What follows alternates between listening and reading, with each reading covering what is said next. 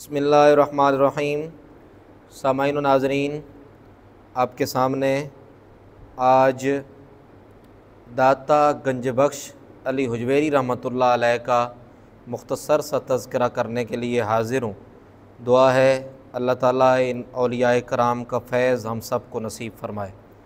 मैं आपकी करामात आपके सामने नहीं रखूँगा जो हमें करामात सुनाई जाती हैं, बल्कि सिर्फ़ मुख्तसर सी आपकी ज़िंदगी और अल्लामा इकबाल रहमतुल्लाह अलैह की मोहब्बत आपके सामने एक वाक़या बयान करके जो है वो इजाज़त चाहूँगा। हज़रत दाता गंजबख्श अली हुजवेरी रहमतुल्लाह अलैह, जिनका नाम असल में सैयद अबुल हसन अली हुजवेरी था और कुनियत आपकी अबुल हसन थी। मशहूर नाम आपका दाता गंजबख्श है। लोग आपको दाता साहिब भी कहते हैं, दाता गंजबख्श अली हुजवेरी भी कहते हैं। आपका मज़ार अक़दस लाहौर में मौजूद है। आपकी विलादत 400 हिजरी में हुई और आपका विसाल 465 या 466 हिजरी में हुआ। इस अरसे के अंदर आपने काफ़ी सारी किताबें लिखीं, जिनका नाम मिलता है उनमें जो सबसे मकबूलियत वाली किताब है, जो आज भी हमारी लाइब्रेरियों में मौजूद है, जिसको कश्फुल महजूब कहा जाता है, जो दिलों के पर्दे चाक कर दे, जो गुमराही के पर्दे उतार दे और इंसान को हकीकत से आशना कर दे, उसको कश्फुल महजूब कहा जाता है। कभी अगर आपको मौका मिले इस किताब का मुताला ज़रूर कर लीजिएगा। यकीनन आपकी आँखें भी ठंडी होंगी और आपका दिल भी जो है वो मुनव्वर हो जाएगा। एक और किताब है जिसका तज़किरा हमें कम मिलता है, मिनहाजुद्दीन, ये भी आपने लिखी। और एक किताब आपने लिखी अर्रियायतुल हुकूकुल्लाह और सहरुल क़ुलूब भी आपकी किताब है।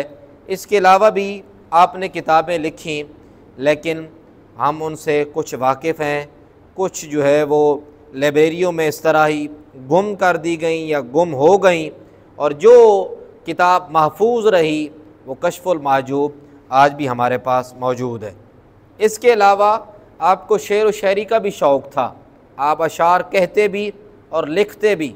हज़रत दाता गंजबख्श अली हुजवेरी रहमतुल्लाह अलैह, ये अल्लाह के वलियों का काम सिर्फ़ और सिर्फ़ लोगों के दिलों को पाक करना नहीं था, बल्कि किताबों से प्यार और मोहब्बत था। इल्म से वो बड़ा प्यार और मोहब्बत करते थे, लिखते भी थे और लिखने का शौक़ भी था। आप ख़ुद फरमाते हैं, कश्फुल महजूब उठाएं और उसके अंदर आप फरमाते हैं कि मेरा एक दीवान था, यानी एक शेरी मजबूआ जिसके अंदर मेरे काफ़ी सारे अशार थे। एक शख्स मेरे पास आया और उसने वो मुझसे उधार मांगा वो दीवान। उसने कहा जी कुछ दिन के लिए चाहिए, और वो ले गया और वापस ना आया। और आपको मालूम है जो अल्लाह वाले होते हैं वो नाम और पत्ता कम ही पूछते हैं, वो कम ही लिखवाते हैं कि जी मुझे लिख कर दो कि तुम कब वापस करोगे, कब आओगे और कब जो है वो ये मेरी जो चीज़ है वो वापस करके लेके आओगे। अल्लाह वालों की निशानी ये है। आपने नबी पाक सल्लल्लाहु अलैहि वसल्लम के बारे में भी आपने सुना और पढ़ा होगा कि आप सल्लल्लाहु अलैहि वसल्लम के पास एक शख्स आया और उसने आप सल्लल्लाहु अलैहि वसल्लम से ऊँट या घोड़े का जो है वो सौदा किया। बल्कि हुज़ूर अलैहिस्सलातु वस्सलाम एक काफ़िले के पास आए और काफ़िले से ऊँट और सौदा लिया और जनाब वो जानवर लिया, और आप सल्लल्लाहु अलैहि वसल्लम चल दिए। और काफ़िले वालों ने आप सल्लल्लाहु अलैहि वसल्लम की खूबसूरत शक्ल व सूरत देखी, और काफ़िले वाले भी कोई आम नहीं थे, वो भी अल्लाह के नेक लोग थे, और उन्होंने वो दे दिया। हुज़ूर अलैहिस्सलातु वस्सलाम चले गए तो बाद में वो एक दूसरे से पूछने लगे कि यार तुम इस आदमी को जानते थे जो आदमी जानवर लेकर चल पड़ा? तो सब ने कहा हम तो नहीं जानते। तो फिर एक औरत जो काफ़िले के सरदार की बीवी थी, वो खेमे में मौजूद थी, उसने कहा मैं जो है ये गवाही देती हूँ, गारंटी देती हूँ कि ये शख्स वापस आएगा और इसकी कीमत अदा करेगा। हुज़ूर अलैहिस्सलातु वस्सलाम ने वो ख़रीदा था और उसकी कीमत अदा नहीं की थी। हुज़ूर ने फरमाया मैं वापस आऊँगा और कीमत अदा करूँगा। तो उस औरत ने कहा कि मैं ये गवाही देती हूँ, गारंटी देती हूँ कि वो वापस आएगा शख्स, और वो कीमत अदा करेगा। तो उन तीनों अफराद ने पूछा कि क्या तुम जानती हो उस शख्स को? तो उस औरत ने कहा कसम है खुदा की कि मैं भी नहीं जानती। तो कहा तुम इस शख्स की गारंटी क्यों दे रही हो? तो उस औरत ने कहा जिसका चेहरा इतना नूरानी हो, खूबसूरत हो, वो शख्स कभी झूठा नहीं हो सकता। तो नबी पाक सल्लल्लाहु अलैहि वसल्लम भी इस तरह चल दिए। तो मैंने मिसाल ये दी कि जो अल्लाह वाले होते हैं ये गारंटियाँ नहीं मांगते। तो आप ख़ुद फरमाते हैं कि मुझसे वो दीवान लिया और वो आदमी चला गया, और इस तरह वो मेरा जो शेरी मजमुआ था वो गुम हो गया, उसने धोखा किया या वापस ना आ सका। बहरहाल वो शख्स, उसने वो जो शेरी मजमुआ था, जो जिसमें अशार थे, दीवान था, वो इस तरह गायब हो गया। इसके अलावा आप लाहौर में जो है 1030 ईस्वी से 1040 के दरमियान आप तशरीफ़ लाए। आपके जो पीर साहब थे, आपके जो उस्ताद मोहतरम थे, उन्होंने ड्यूटी लगाई कि आप लाहौर तशरीफ़ ले जाएं। आपने अर्ज़ की हज़रत मेरे उस्ताद मोहतरम, मेरे पीर साहब, गुजारिश ये है कि वहाँ पर मेरे पीर भाई हज़रत हसन ज़ंजानी रहमतुल्लाह अलैह वहाँ पर मौजूद हैं और वो दीन की खिदमत बेहतर तरीके से कर रहे हैं, तो मेरी वहाँ पर जाने की कोई ज़रूरत नहीं है। तो उस्ताद मोहतरम ने फरमाया तुम जाओ। जब आप लाहौर की सरज़मीन पर पहुँचे तो अब ये मशाइख औलिया कराम की नज़र होती है।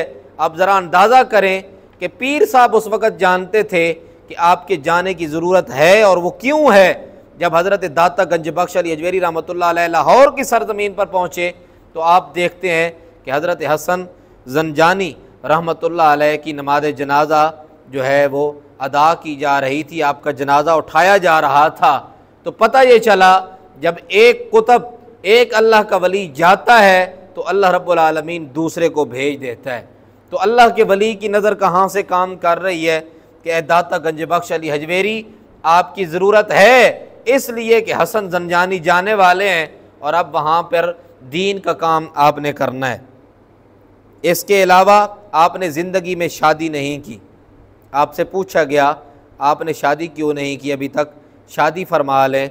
तो आपने फरमाया कि निकाह की ज़रूरत उसे होती है जो दुनिया के अंदर रहता है, जो मुआशरे में रहता है, जो मुआशरे में गुज़र बसर करता है, और जो अल्लाह वाले होते हैं जिनका दुनिया के साथ कोई ताल्लुक़ ना हो, उसे शादी की ज़रूरत नहीं होती। मेरा दुनिया से ताल्लुक़ अलग है और आपकी यही ज़िंदगी रही कि आपने जब अपना ताल्लुक़ अल्लाह से जोड़ लिया फिर आपको और किसी चीज़ का गम नहीं रहा, कोई खौफ नहीं रहा, कोई दुनिया से जो दुनियावी ताल्लुक़ात हैं उसकी ज़रूरत ही नहीं रही। इसलिए आपने सारी ज़िंदगी कभी निकाह नहीं फरमाया, आपने शादी नहीं फरमाई। आपका जो उर्स पाक है वो हर साल सफ़र, ये जो महीना चल रहा है, इस महीने की 18, 19, 20 सफ़रुल मुज़फ़्फ़र दाता गंज बख्श अली हजवेरी लाहौर की सरज़मीन पर आपका उर्स पाक होता है। और अल्लामा इकबाल रहमतुल्लाह अलैह कलंदर लाहौरी, शायर मशरिक़, जिनको बड़े बड़े दुनियादार भी जानते हैं, मजहबी लोग भी जानते हैं, और वो जो जदीद अपने आप को समझते हैं, जो अल्लामा इकबाल से प्यार करते हैं, जो औलिया कराम से दूर हैं। अगर आप अल्लामा इकबाल, डॉक्टर अल्लामा मोहम्मद इकबाल से प्यार करते हैं तो फिर आप उनकी सुन्नत से भी प्यार कीजिए कि डॉक्टर अल्लामा मोहम्मद इकबाल रहमतुल्लाह अलैह अक्सर दाता गंज बख्श अली हजवेरी रहमतुल्लाह अलैह के मदार अक़दस पर हाजिर होते। और आपने जब अपना फ़ारसी का पहला मजमुआ, पहली किताब और पहला वो शायरी मजमुआ जब आपने लिखा, असरार खुदी जब आपने लिखा, तो आपने दाता गंज बख्श अली हजवेरी रहमतुल्लाह अलैह को खिराज तहसीन इन अल्फाज में पेश फरमाया। आपने फरमाया कि ये पूरी उम्मत के सरदार हैं। दाता गंज बख्श अली हजवेरी रहमतुल्लाह अलैह पूरी उम्मत के सरदार हैं, और आप ख्वाजा ख्वाजगां ख्वाजा मोइनुद्दीन चिश्ती अजमेरी रहमतुल्लाह अलैह के लिए इस तरह हैं जिस तरह हरमैन तय्यबैन का मुकाम और मर्तबा है। यानी दाता साहब रहमतुल्लाह अलैह के मज़ार को ख्वाजा मोइनुद्दीन चिश्ती अजमेरी रहमतुल्लाह अलैह इस तरह जानते थे जिस तरह मैं हरम में खड़ा हुआ हूँ। तो आप अंदाज़ा कीजिए, ये कोई आम शख्सियत नहीं कह रही, और आम शख्सियत के बारे में नहीं कह रही। डॉक्टर अल्लामा मोहम्मद इकबाल कलंदर लाहौरी रहमतुल्लाह अलैह अक्सर दाता साहब के मदार पर हाज़िरी दिया करते थे। मेरी आप हजरात से भी गुजारिश है कि आप भी औलिया कराम से फैज़ हासिल करें। आज भी उनका फैज़ जो है वो बट रहा है, कोई खुलूस नीयत के साथ आए तो आज भी वो नवाजते हैं। अल्लाह रब्बुल आलमीन हमें औलिया कराम के बताए हुए रास्ते पर चलने की तौफ़ीक़ अता फ़रमाए। वस्सलाम।